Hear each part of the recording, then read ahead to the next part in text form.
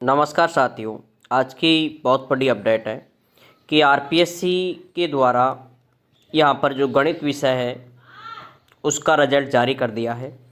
और रिजल्ट जारी करने के साथ साथ में आपकी आगे की जो प्रक्रिया है जॉइनिंग की, डीवी की, ये भी हमें आप यहाँ पर दिखा रखी है।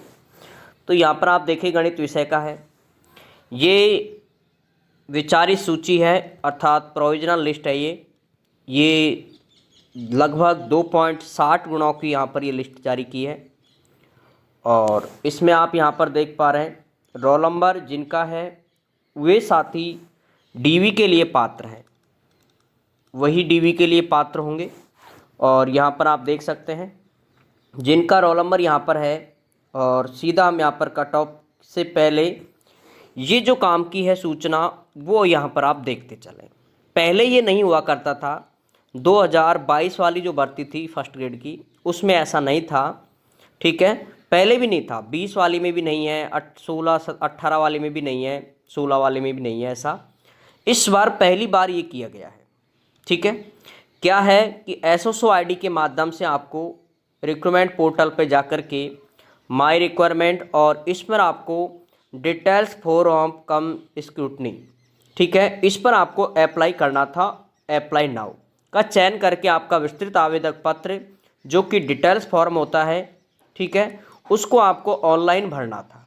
पहले ये क्या करते थे, पहले इसको ऑफलाइन भरवाते थे और यही आपको आरपीएससी में जमा कराना होता था। लेकिन अब वर्तमान में इस भर्ती में इसको भी क्या कर दिया है, ऑनलाइन कर दिया है। सेकेंड ग्रेड में भी कर दिया ऑनलाइन, फर्स्ट ग्रेड में भी इसको ऑनलाइन कर दिया है। अब ये आपको करना कब है, 1/9/2025 से लेकर के 7 तारीख तक, मतलब अब 1 तारीख आ रही है उससे और 7 तारीख तक आपको ये करना है। और इसकी भी मैंने एक वीडियो बना दी है ताकि आपको कैसे भरना है स्क्रूटी फॉर्म वो भी आपको अच्छे से समझ आ जाएगा। अब यहाँ पर आगे देखें, क्लियर यहाँ पर जो लिखा हुआ है कि ऑनलाइन आवेदक पत्र भरने व सबमिट करने के बाद प्रिंट ऑप्शन पर जाकर के विस्तृत आवेदक फॉर्म को की 2 प्रतियां आप क्या करें, प्रिंट अपने पास संभाल करके रखेंगे आप, ठीक है। इसके अलावा यहाँ पर कह रहा है कि संबंधित विभाग अर्थात आपको आरपीएससी जो है वो सूचना माध्यमिक शिक्षा विभाग की सूचना के अनुसार निर्धारित दिनांक, समय और स्थान पर विस्तृत आवेदक पत्र की 2 प्रतियों में, ठीक है, समस्त मूल दस्तावेज और स्वयं सत्यापित प्रतियां सहित उपस्थित होना है। वो आपको डीवी के लिए जैसे ही डेट आएगी वो आपको यहाँ पर भी मिल जाएगी, डीवी की डेट जिस दिन भी आएगी, ठीक है। तो आप निश्चिंत रहें, यहाँ पर आप इसी यूट्यूब पे आपको मिल जाएगी। और फिर इसमें यहाँ पर है इस हेतु संबंधित विभाग द्वारा उचित माध्यम से अभ्यर्थी को दस्तावेज सत्यापन जो डॉक्यूमेंट्स वेरिफिकेशन है हेतु सूचित करवाने का कार्यवाही संपादित किया जाएगा। और आरपीएससी द्वारा अलग से कोई, यहाँ पर एक बात ये देखो ध्यान रखें, अलग से कोई सूचना अभ्यर्थी को प्रेषित नहीं की जाएगी।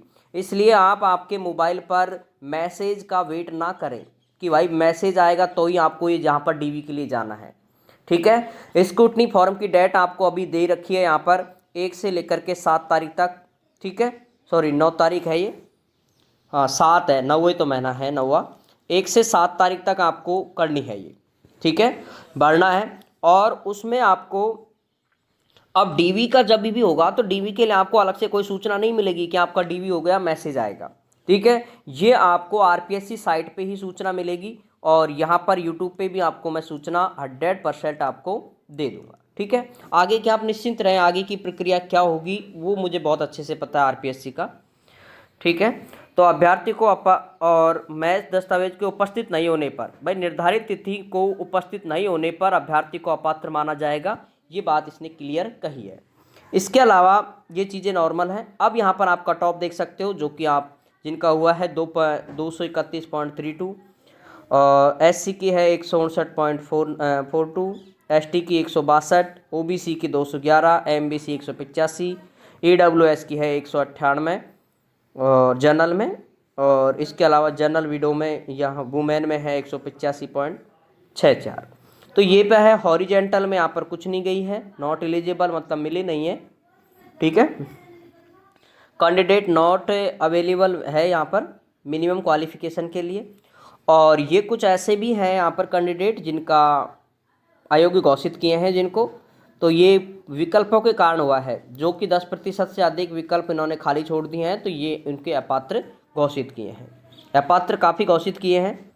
और अब आपको आगे जो आपका डीवी की जो प्रक्रिया होगी, आरपीएससी अजमेर कार्यालय में आपकी जो डीवी की प्रक्रिया होगी, उसमें आपको क्या क्या डॉक्यूमेंट आपको रेडी करने हैं, ये डॉक्यूमेंट आप अभी रेडी कर लें, ठीक है, आप भी ही रेडी कर लें आप, ताकि आपको ये समस्या नहीं आए, ठीक है। अब आप देखते चलें, एक एक को मैं यहाँ पर सारों को मैंने एक साथ लिख दिया है। फर्स्ट है स्क्रूटनी फॉर्म का प्रिंट, ये आप 1 तारीख से लेकर के 7 तारीख तक आप भरते हो, उसका आपको प्रिंट लेना है। उसने 2 की कही है, आप 3 प्रिंट लेकर के चलेंगे, ठीक है। इसके अलावा दूसरे नंबर पे आप देखिए 10वीं और 12वीं के जिसके पास सर्टिफिकेट अलग से है वो, और जिनके पास मार्कशीट है वो, स्क्रूटनी जब आप फॉर्म भरोगे, स्क्रूटनी फॉर्म, ठीक है, या डिटेल्स फॉर्म या विस्तृत आवेदक फॉर्म जब आप भरोगे इनको, ठीक है, तो आपको सभी मार्कशीट अपलोड होंगी, ठीक है, जिसे आप ई-मित्र से करवाएं, ये ध्यान रखें, ठीक है, क्योंकि ये ऐसा मामला नहीं है, देखो जॉब का मामला होता है, इसलिए आप इसे रिस्क ना लें, ठीक है।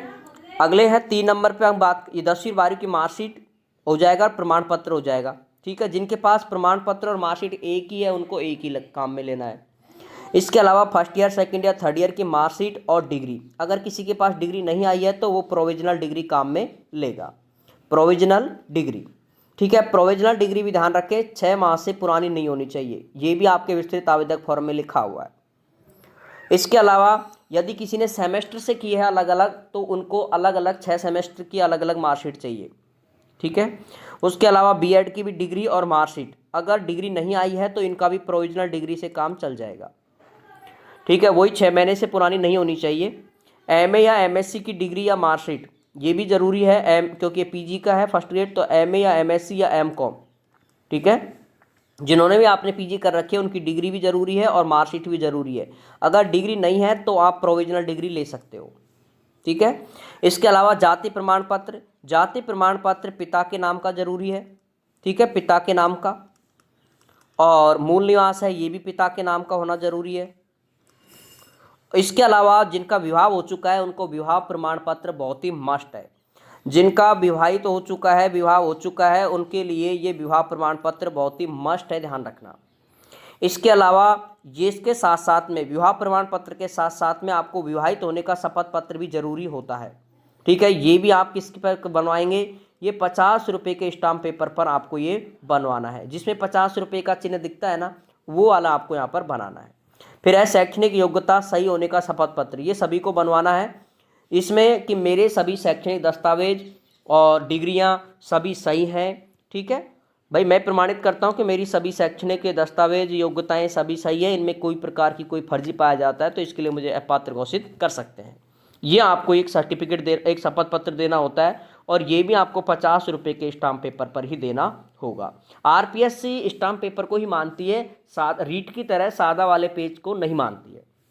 इसके अलावा है अंतिम संस्था का चरित्र प्रमाण पत्र, ये भी महत्वपूर्ण है, ध्यान रखना, इसके अभाव में भी डीबी में आपको रोका जा सकता है।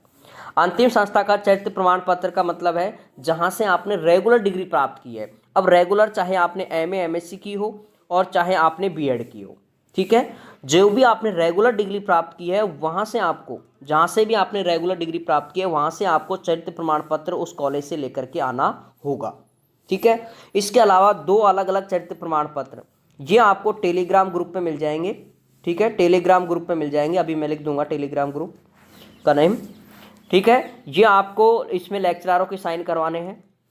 इसके अलावा आधार कार्ड और 2 फोटो आपको साथ में लेके जानी है। मूल फॉर्म की प्रति, ये क्या है, मूल फॉर्म है आपका जो आपने फर्स्ट ग्रेड का फॉर्म भरा था, जो आपने फर्स्ट ग्रेड का जो फॉर्म भरा था वो वाला फॉर्म की एक आपको एक इसका एसएसओ आईडी से इसका एक प्रिंट निकलवा ले, और उसकी कॉपी भी आप डीवी में लेकर के जाएंगे।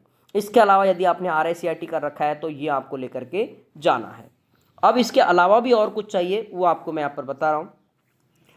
पति का मृत्यु प्रमाण पत्र, यदि कोई विधवा महिला ने किया है ये तो उसको ये करना है। डिक्री है तो तलाकशुदा महिला है तो डिक्री, और यदि किसी ने ईडब्ल्यूएस से यदि फॉर्म अप्लाई किया है तो वो भी किसके नाम का, पिता के नाम का ईडब्ल्यूएस लगाएगी। महिला हो चाहे पुरुष हो, ईडब्ल्यूएस पिता के नाम का ही आपका वैलिड होगा। यही जाति प्रमाण पत्र को बताता है। यही जाति प्रमाण पत्र को दर्शाता है।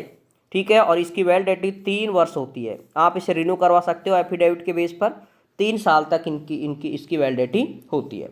अब इसके अलावा भी आप देखो यहाँ पर ये आपको डॉक्यूमेंट तैयार करने हैं, और साथ में इसके अलावा इनके भी कितने सेट करेंगे आप? 3 सेट तो आपको कौन से करने हैं? डिटेल्स फॉर्म के, जो कि स्क्रूटनी फॉर्म होता है। ठीक है, 3 सेट उसके करोगे, और 3 सेट आप यहाँ पर किसके करोगे?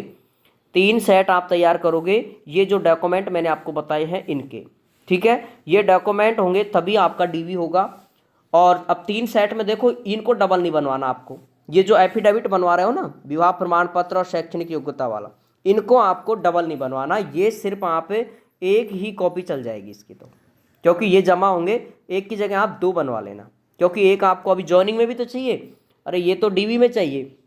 डीवी के तुरंत बाद रिजल्ट आएगा, और रिजल्ट के बाद फिर आपको डीवी में भी चाहिए। तो डीवी के लिए डॉक्यूमेंट में अलग से आपको जब भी आपका रिजल्ट जारी होगा, ठीक है, जब भी आपका रिजल्ट जारी होगा उस समय आपको डीवी के कंप्लीट डॉक्यूमेंट बनाने के लिए बता दूंगा। क्योंकि इसमें क्या है, डीवी के बाद में जो फाइनल रिजल्ट आता है, ठीक है, जॉइनिंग के डॉक्यूमेंट क्या है कि आपको उसी समय बनवाने होते हैं। जब आपका रिजल्ट आ जाएगा उसी समय आपको जॉइनिंग के डॉक्यूमेंट बनाने होते हैं, जिसके अंदर 5 शपथ पत्र आपको बनवाने होते हैं। ठीक है, तो 5 शपथ पत्र आपको अलग अलग बनवाने होंगे। इसके अलावा यहाँ पर चरित्र प्रमाण पत्र भी वापस चाहिए आपको, और कुछ मेडिकल का जो भी है मेडिकल वो भी चाहिए आपको। इसके अलावा पुलिस वेरिफिकेशन है वो भी आपको यहाँ पर चाहिए। तो ये काफ़ी सारे डॉक्यूमेंट रहते हैं कि उसी समय आपको बनवाने हैं। अभी आप जो डीवी का डॉक्यूमेंट है वो आपको मैंने यहाँ पर बता दिया। इसका आप चाहे तो स्क्रीनशॉट ले सकते हैं। ठीक है, इनको आपको बनवाना है। अब इसके बाद आगे देखें, यहाँ पर कुछ डॉक्यूमेंट जो कि सर्विस में हैं, जो पहले से पोस्टेड हैं, चाहे वो फर्स्ट ग्रेड हो, सेकंड ग्रेड हो, सॉरी थर्ड ग्रेड हो, सेकंड ग्रेड हो, तो जो पहले से पोस्टेड हैं, पहले से गवर्नमेंट जॉब में है, उनके लिए क्या डॉक्यूमेंट चाहिए? नहीं।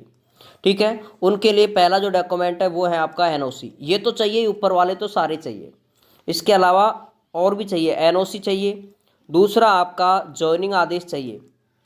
ठीक है, आपको जॉइनिंग आदेश जो कि जेडी के द्वारा होता है या फिर डीओ के द्वारा, जेडी या डीओ में यहाँ पर दोनों लिख रहा हूँ, ये आपको चाहिए। साथ में आपको सेवा संतुष्टि चाहिए, प्रिंसिपल से आपको सेवा संतुष्टि प्रमाण पत्र लेकर के जाना होगा।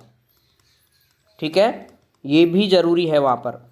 इसके अलावा एक आपका जो साला दर्पण पे आपने ऑनलाइन ज्वाइनिंग किया है वो वाला भी आपको साथ में लेकर के जाना पड़ेगा, साला दर्पण का ऑनलाइन। ठीक है, ऑनलाइन आपका ज्वाइनिंग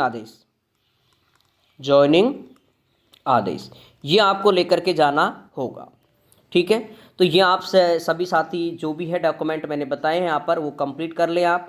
इसके अलावा यदि किसी की कोई त्रुटि हो, यदि किसी के कोई डॉक्यूमेंट में नाम मिस्टेक हो, नेम या स्पेलिंग की मिस्टेक होती है, उसके लिए आपको अलग से एक एफिडेविट बनाना होगा। एक 50 रुपये के स्टाम्प पेपर पर आपको अलग से एफिडेविट बनाना होगा। अब उसमें क्या है, जैसे आपकी 10वीं की मार्कशीट में भी दिक्कत है, बीए की में भी दिक्कत है, ठीक है, एमएससी की में भी दिक्कत है, तो आपको अलग अलग नहीं बनवाने, आपको एक ही एफिडेविट में उन तीनों मार्कशीटों का वो देना है हवाला। ठीक है, और ये आपको बनवाने होंगे। ठीक है साथियों, बाकी और जैसे ही विषयों का रिजल्ट आएगा उस समय आपको यहाँ पर और बता दिया जाएगा समय समय पर। बाकी रिजल्ट के बाद आगे की जो प्रक्रिया रहती है जॉइनिंग की, ठीक है, और आपके मंडल नहीं भरे जाते हैं इसके अंदर। ठीक है, क्योंकि फर्स्ट ग्रेड में मंडल का काम नहीं होता है, मंडल सेकंड ग्रेड में होता है सिर्फ। यहाँ पर आपको सीधे फाइनल जो रिजल्ट आएगा उसके बाद में आपको एक ही काम होगा, यहाँ पर आपका फाइनल रिजल्ट के बाद में सीधा आपका एक बार निदेशालय जा कर के, बीकानेर निदेशालय में आपका एक बार डीवी और हो सकता है। ठीक है, वो भी इसलिए बुला लेते हैं क्योंकि वहाँ पर आपको स्कूल अलॉटमेंट होती है, स्कूल आपको दी जाती है। लेकिन इस साल देखो ऑनलाइन भी आपको स्कूल अलॉटमेंट हो सकती है, ऑनलाइन भी आपको स्कूल अलॉटमेंट हो सकती है। इसलिए सभी अपडेट देखो फाइनल रिजल्ट आएगा उसके बाद आएगी, तो वो आपको निरंतर यहाँ पर 100% अपडेट मिलेगी आगे की, आप बिल्कुल निश्चिंत रहें इसके लिए। ठीक है, बाकी आपको और जैसे भी और रिजल्ट आएंगे समय समय पर आपको अपडेट मिलती रहेगी।